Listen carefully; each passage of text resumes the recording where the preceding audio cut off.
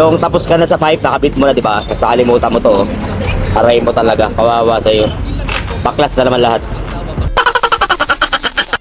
Ito, yon nag-roll. So, itong motor na to, babae may-ari. 2 months pa lang to, ito si ate, oh. Yung asawa niya, hindi ko na mapakita kasi umabsent sa trabaho, kawawa sa kanya. Yung boss mo, hindi mo na makikita ng boss mo to, eh.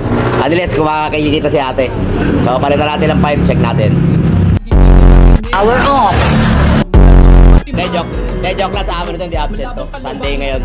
So malapit na February, sa kaya magde-date tong dalawa na to. Check natin. Ito yung mga tropa nating mga nagkakarga dito sa Marilao. Pare, pakita mo mukha mo, pre. Yan, malakas yan, magkarga yan. Oo, yan. Check natin yan. Power off. Ayan, mag-asawa kayo, parehas kayo. Ha, galing nyo. Nakita nyo to, iwasan nyo to, ha. Magaling. Sound check.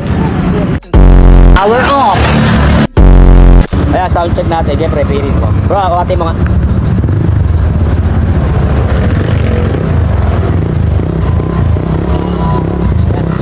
Tapos siya, baka wala pa 90 to yan. Baka wala naman check engine. Goods. Yun na, yun na final. Hindi natin hinaan. Okay na, yun. Okay na, bye-bye.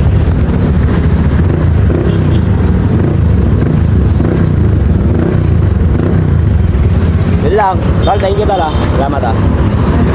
Dati, thank you, ah. Motor mo naman yan, no? Salamat. Ingat kayo. Bahala kayo sa buhay nyo. Mahala na lang kayo. Bye-bye. Power off. Yun talaga purpose ng babae sa buhay natin, tigadala ng pipe. Ayan, bitbitin mo, yung pipe mo, uuwi mo. Hala kayo. Tol, ingat kayo tol, ha. Salamat sa pera nyo. Mamaya block ko na kayo para hindi may mapagreklamo. Kawawa sa inyo.